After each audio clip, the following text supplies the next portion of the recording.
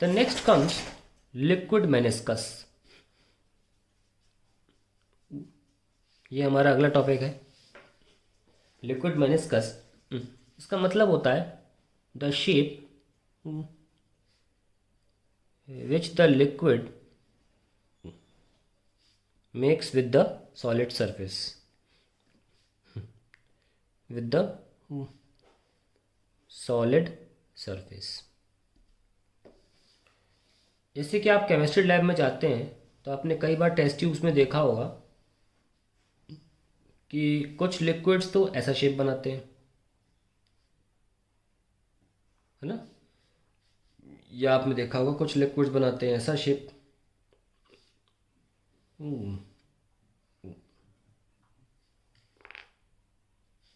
इस तरीके का मैं एग्जांपल भी दे दूंगा, तो अगर अभी तक नहीं देखा है या नोटिस नहीं किया तो लैब में जाके देख लेना। और कुछ लिक्विड्स ऐसा शेप बनाते हैं, फ्लैट बिल्कुल। तो इस शेप को मेनिस्कस बोला जाता है, इसे बोलते हैं कॉनकेव मेनिस्कस। ठीक है, यहाँ से देखा जा रहा है और बाहर से देखने के अकॉर्डिंग इनके नाम दिए गए हैं।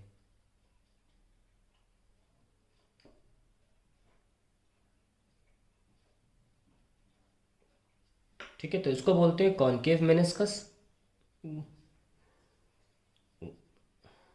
इसे बोलते हैं convex meniscus, this is flat meniscus.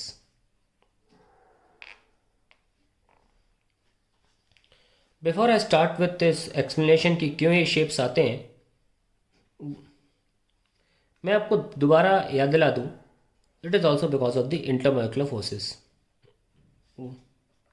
कैसे? मैंने बताया था आपको दो प्रकार के होते हैं, अडहेसिव एंड कोहेसिव। अडहेसिव होते हैं बिटवीन डिफरेंट मॉलिक्यूल्स, या यूँ कहें molecules of different substances, molecules of different substances.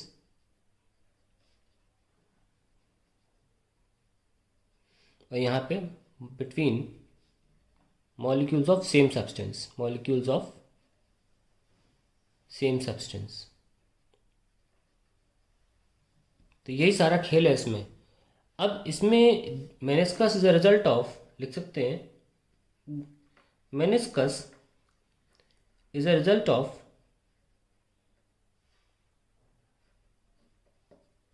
Unbalanced adhesive and cohesive forces, adhesive and cohesive forces। या यूँ भी कह सकते हैं, और we can say relative magnitude. Relative magnitude मतलब कौन ज़्यादा है कौन छोटा है, या बराबर है तो फिर कैसा मेनिस्कस बनेगा। We can say it is a result of relative magnitude of adhesive and cohesive forces, adhesive and cohesive forces। तो ये हमें देखना है कि इसका मतलब क्या है। बेसिक बात ये है, adhesive ज़्यादा है कि cohesive ज़्यादा है, तो इसलिए बोला मैंने इसका रिजल्ट ऑफ अनबैलेंस्ड, यही बोला ना मैंने, unbalanced adhesive and cohesive forces। तो पहला केस देखते हैं, अच्छा सा डायग्राम बनाए।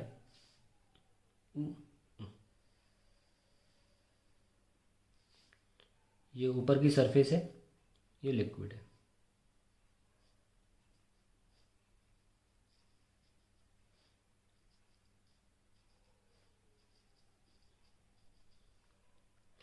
ये मान लीजिए मेरा एक मॉलिक्यूल है एट पॉइंट ओ। अब इस मॉलिक्यूल को उसके स्फीयर ऑफ इन्फ्लुएंस में, अब इस पास तक क्वार्टर स्फीयर हुआ ना, तो यहाँ पे सारे मॉलिक्यूल बिल्कुल बराबर का फोर्स लगा रहे होंगे, यहाँ भी यहाँ भी यहाँ भी यहाँ भी। इसलिए सारे फोर्स बराबर होने की वजह से जो नेट, क्योंकि ये सारे मॉलिक्यूल्स लिक्विड के हैं और लिक्विड पे ही लगा रहे हैं, तो ये जो कोहेसिव फोर्स होगा वो अंदर होगा। और क्योंकि सब बराबर होंगे तो नेट फोर्स 45 डिग्री पर ही आएगा। So this is 45 degree. Okay, let me mark this going to be 45 degree. Now ये जो ग्लास है, ग्लास भी इस मॉलिक्यूल पर बाहर की तरफ फोर्स लगा रहा है which is called adhesive force. ठीक है, ये अडहेसिव फोर्स है।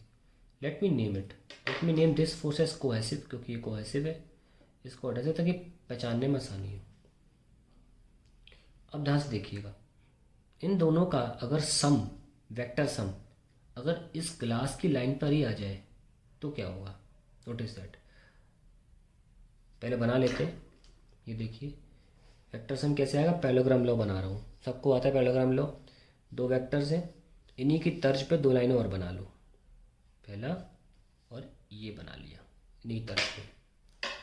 अब मैं इसको बाहर निकाल लेता हूँ, ठीक है, ये लो।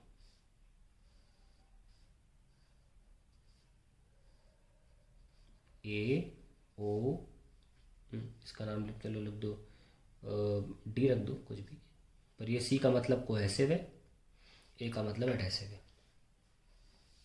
और ये मैंने बनाया था पैरेललोग्राम लॉ, सबको आता है। अगर दो साइड मिल जाए, ये वाली मिल गई, ये वाली मिल गई, तो इन्हीं जैसा बनाना पड़ता है ना, पैरेललोग्राम बन जाता है।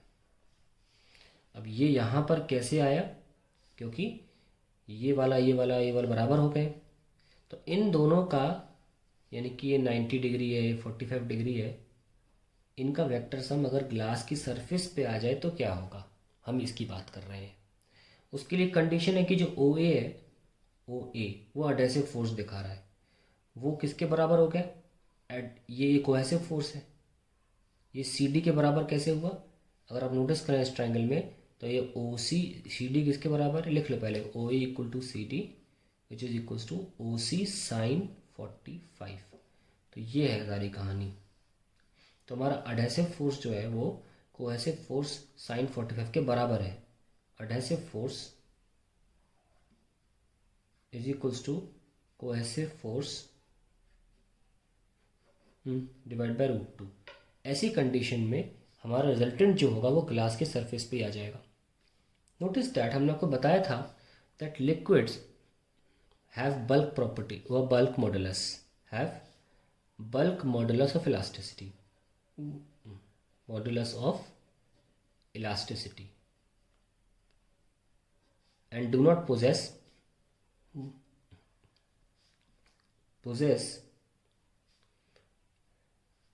young modulus or shear modulus, young or shear modulus of elasticity, modulus of elasticity। तो आप देख सकते हैं कि इन दोनों फोर्सेस का जो नेट फोर्स आया है वो परपेंडिकुलर आया है, नॉर्मल, और बल्क मॉडुलस ऑफ इलास्टिसिटी जो था B, that was normal stress upon normal strain, वो ये था। इस वक्त पानी के ऊपर सरफेस पे नॉर्मल स्ट्रेस लग रहा है, देख लो नॉर्मल है ना, पानी ये झेल सकता है, पानी ये नॉर्मल स्ट्रेस झेल सकता है, और इसलिए जैसा शेप है वैसा ही रहेगा। अब दूसरा केस देख लेते हैं, वहाँ जगह नहीं बची थी तो बेटर होगा कि यहीं कर लेते हैं। अब इसके पहले पानी भर लेते हैं।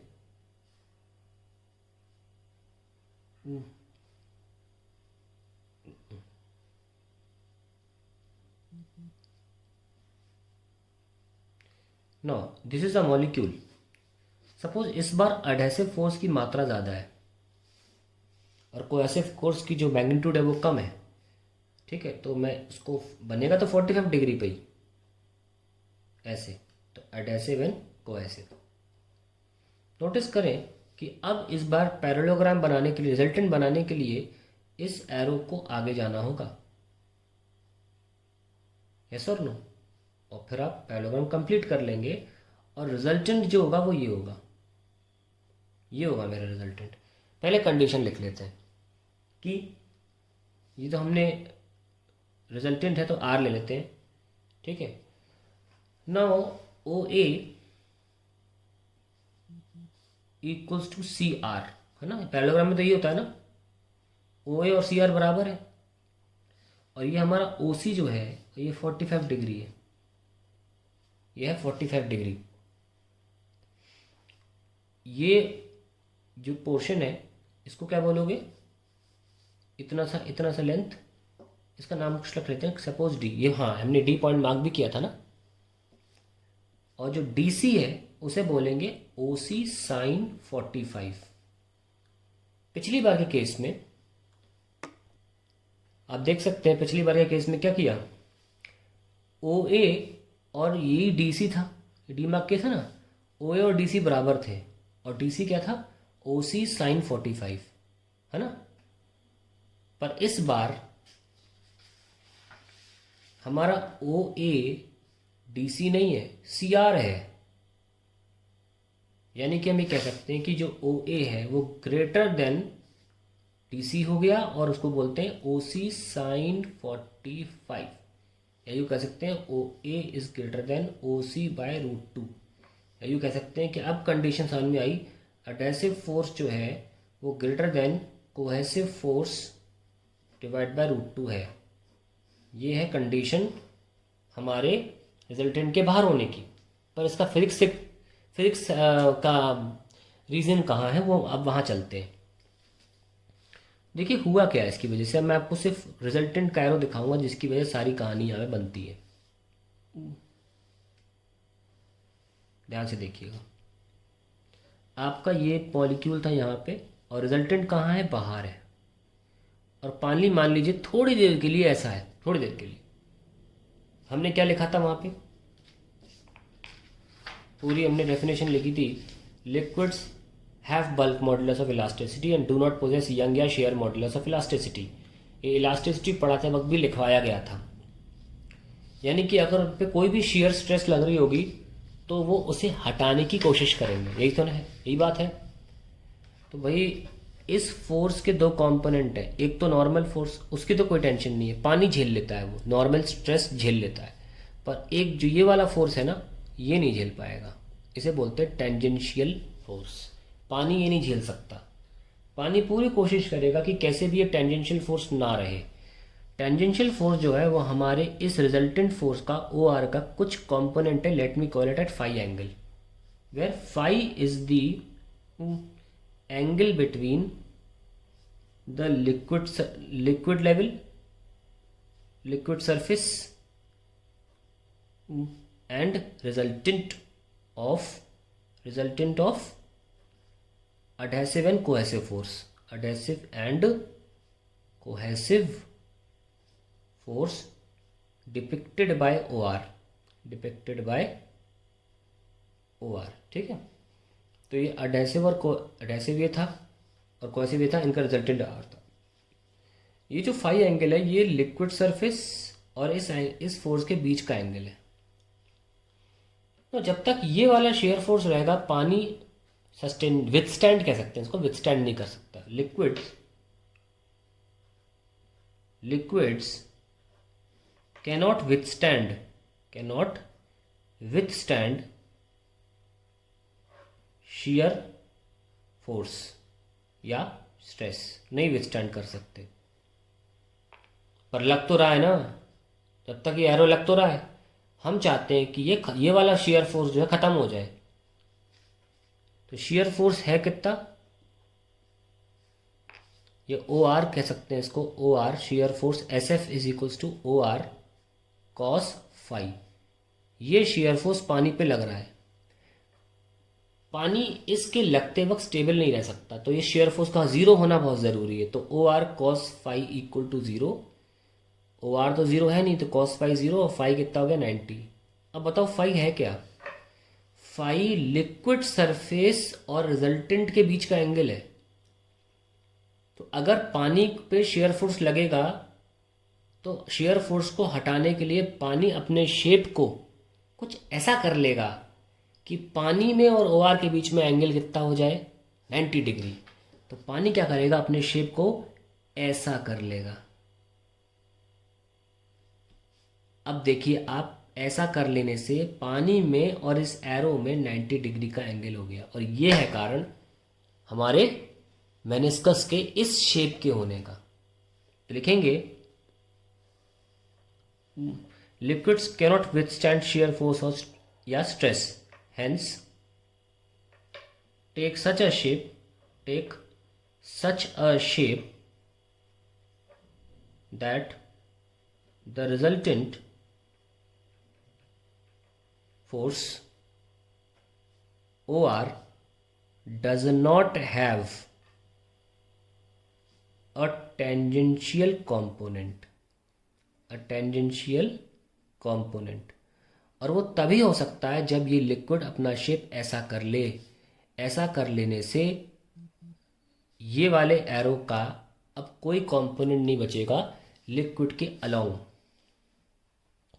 लिक्विड के सरफेस के अलाउंग कोई कंपोनेंट नहीं बचेगा। क्योंकि हमने देखो इस ओ आर कॉस फाई को ज़ीरो कर रहा तो कंडीशन क्या निकल के आई कि फाई 90 डिग्री होना चाहिए। लो हो गया 90 डिग्री, लिक्विड सरफेस और रिजल्टेंट के बीच में एंगल 90 डिग्री हो गया।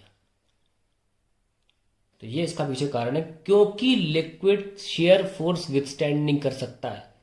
ये सबसे इंपॉर्टेंट लाइन है, जब वो कहीं मिलेगी नहीं। रीजन सिर्फ यही है, क्योंकि लिक्विड शेयर फोर्स या शेयर स्ट्रेंथ नहीं कर सकता। वो अपने शेप को कुछ ऐसा कर लेगा कि इस ओ आर का कंपोनेंट हो ही नहीं। भाई कोई फोर्स ऐसा है तो फ्लैट सरफेस पे कोई कंपोनेंट होगा उस फोर्स का? नहीं। अगर फोर्स ऐसे होता है तो दो कंपोनेंट बनते हैं, एक ऐसा और एक ऐसा। अगर फोर्स पहले से ही ऐसे है तो इधर की डायरेक्शन में कोई कंपोनेंट होगा ही नहीं। अगर मान लो ये फोर्स एफ है और निकालना भी चाहो तो क्या लिखोगे? एफ कॉस 90 लिखोगे ना, वो तो जीरो है ना। तो यही, अब जब इस सरफेस पे ये फोर्स 90 डिग्री पर हो जाएगा तो सरफेस के अलाउंग तो कोई फोर्स लग ही नहीं सकता ना। तो ये यहाँ पे स्टेबल है पानी, ये पानी यहाँ पे स्टेबल है। ठीक है, अब बात करते हैं हम आगे की, जब मेनिस्कस इसका उल्टा होता है। अब आता है तीसरा केस।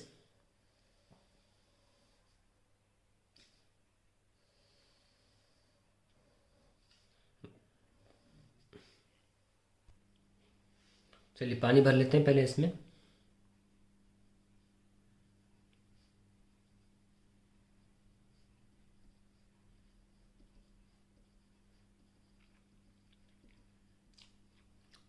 तो मान लेते हैं इस बार एडहेसिव फोर्स कम पड़ गया और कोहेसिव फोर्स ज़्यादा है उसी एंगल पर 45 डिग्री पे। तो इस केस में क्या होता है कि एडहेसिव इज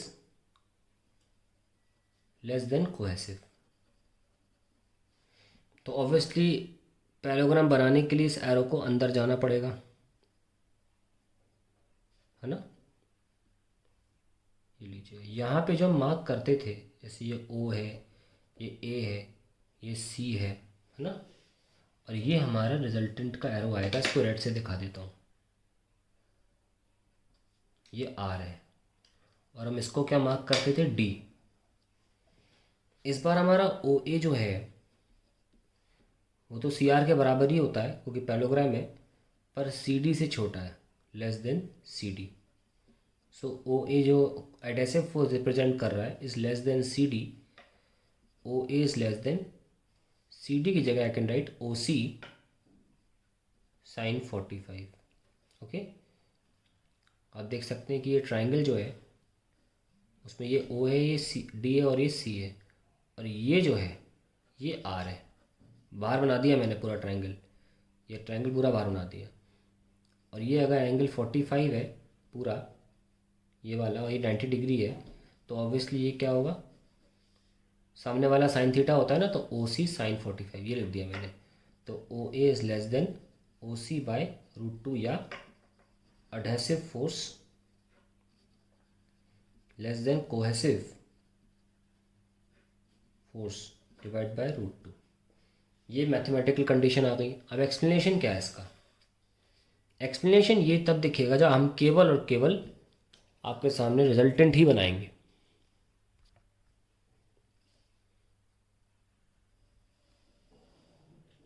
ये ट्यूब है और रिजल्टेंट फोर्स, मान लीजिए सरफेस है पानी का, रिजल्टेंट फोर्स ऐसे है।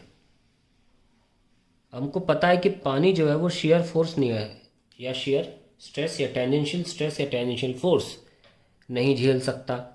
इसके दो कंपोनेंट है, एक तो ये वाला और एक ये वाला। इस रिजल्टेंट के दो कंपोनेंट है, ये नॉर्मल कंपोनेंट है और ये टेंजेंशियल कंपोनेंट है, ये झेला नहीं जा सकता, यही इकलौता झेलता है, इसीलिए पानी के पास बल्क मॉडुलस ऑफ इलास्टिसिटी है। It can withstand normal stress, it cannot withstand tangential stress या शेयर स्ट्रेस, नहीं विथस्टैंड कर सकता। On the surface stress withstand नहीं कर सकता, पर हम जानते हैं कि कुछ ना कुछ तो है। तो ये जो ओ आर, इसको मैं फाई मान रहा था, कॉस फाई को ज़ीरो हो जाना चाहिए। और ये जो फाई है किसके बीच में एंगल है, where phi is the angle between liquid surface and O R, resultant of the adhesive and cohesive forces which is O R. तो अगर आप O R cos phi zero लिखते हो, क्योंकि ये होना ज़रूरी है, पानी नहीं झेल पाएगा इस फोर्स को, तो पानी अपने आप को ऐसे शेप में ले लेगा कि ओ आर कॉस फाई यानी कि ये टेंजेंशियल फोर्स ज़ीरो हो जाए। ये किस कंडीशन में ज़ीरो होगा, जब कॉस फाई ज़ीरो हो या फाई 90 के बराबर हो, यानी कि angle between liquid surface and O R 90 हो जाना चाहिए। और 90 करने के चक्कर में पानी ऐसा हो जाएगा, तो ये हो गया 90 डिग्री का एंगल इनके बीच में, ये देखो। इसीलिए जब कोहेसिव ज़्यादा होते हैं और एडहेसिव कम होते हैं तो एरो होता है अंदर, और पानी को उस एरो के टेंजेंशियल फोर्स को ज़ीरो करने के लिए अपने शेप को ऐसे कर लेना पड़ता है, ठीक है। इसीलिए मेनिस्कस कॉन्वेक्स बन जाता है, meniscus becomes convex. That is the entire explanation of this. अब इसको मैं छोटे में लिख देता हूँ, पूरा जो मैंने प्रक्रिया करी इसे अंग्रेजी में भी लिख देना चाहिए, आई लिखते हैं। तो कैसे लिख सकते हैं इसको, आई लिखते हैं। थोड़ा थोड़ा डायग्राम भी बना लीजिए, ईजी रहेगा। देखो मैं डायरेक्ट कैसे लिखूँगा, तुरंत हो जाएगा, 3-3 लाइनों में सारा। 3 लाइन इसकी, 3 लाइन तीसरी मैंने इसके लिए, तीसरी मैंने इसके लिए। पहला वाला बनाने जा रहा हूँ।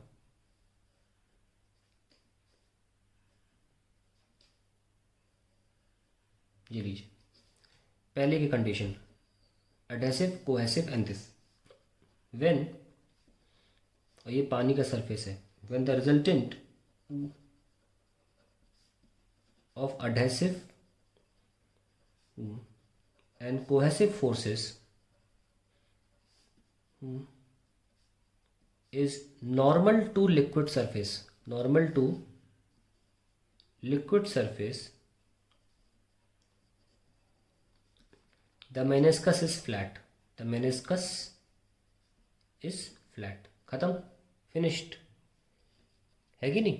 क्या लिख सकते हैं इसके बारे में, एक लाइन और बढ़ा के लिख सकते हैं, एज there is no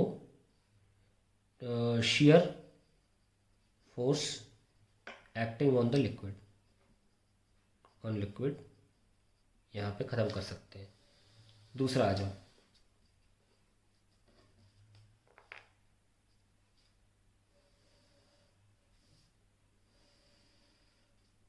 ये ज़्यादा हो गया, ये छोटा रह गया, बनाओ पैरेललोग्राम, ये लीजिए। when the resultant of adhesive and cohesive forces is not normal to liquid surface, ये liquid surface है, normal नहीं है, normal to liquid surface and is outside the glass, and is outside the glass, glass के बाहर है, then the liquid takes the shape of concave meniscus, ठीक है, ऐसा वाला, ये रेड पेन से बनाता हूँ मैं, ठीक है, concave meniscus, in order to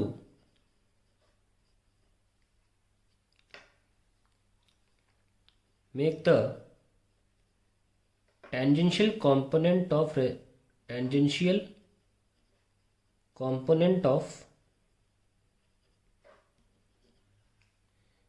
normal sorry कौन सा, रिजल्ट ऑफ रिजल्टेंट 0। ये लीजिए, टेंजेंशियल कंपोनेंट 0 करने के लिए तो अपना शेप ऐसा कर लिया उसने, ठीक है। नाउ कम्स दिस, एक लाइन नोट सकते हैं, as liquids cannot withstand tangential force या shear stress, liquid cannot withstand shear stress। ये लीजिए, इसमें आ जाओ, एडेसिव फोर्स कम है, कोहेसिव ज़्यादा है।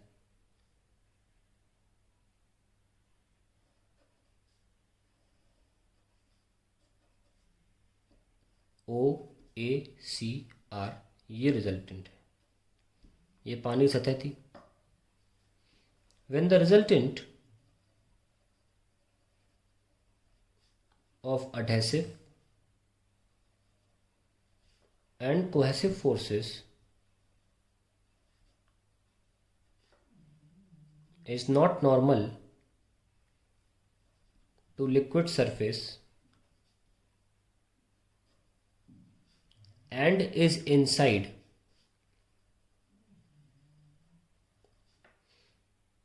the solid, out inside the glass लिखना चाहिए, inside the glass लिखा था, outside the glass, and is inside the glass, then the liquid takes the shape of convex meniscus।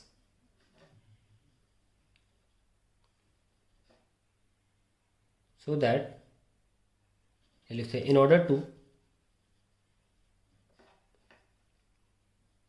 make the tangential component, make the tangential component of resultant equal to 0, as liquids cannot withstand shear stress, cannot withstand shear stress। सब में ये लिखना है, ध्यान रहे। इसमें आप लिख सकते हैं अडहेसिव ग्रेटर देन कोहेसिव, इसमें आप लिख सकते हैं अडहेसिव लेस देन कोहेसिव, पर इसमें आप अडहेसिव इक्वल टू कोहेसिव नहीं लिख सकते, ध्यान रहे इस बात का। Adhesive not equal to cohesive, but उनका रिजल्टेंट ऐसा है कि वो यहाँ पर नॉर्मल रिजल्टेंट दे रहा है। उनका रिजल्टेंट ऐसा है कि normal, the force resultant is normal to the liquid surface. यहाँ नॉर्मल नहीं था, बाहर था, यहाँ नॉर्मल नहीं था, अंदर था। लिक्विड ने अपने शेप को ऐसा करा कि नॉर्मल जो रिजल्टेंट है वही नॉर्मल फोर्स हो जाए। That is the end of meniscus.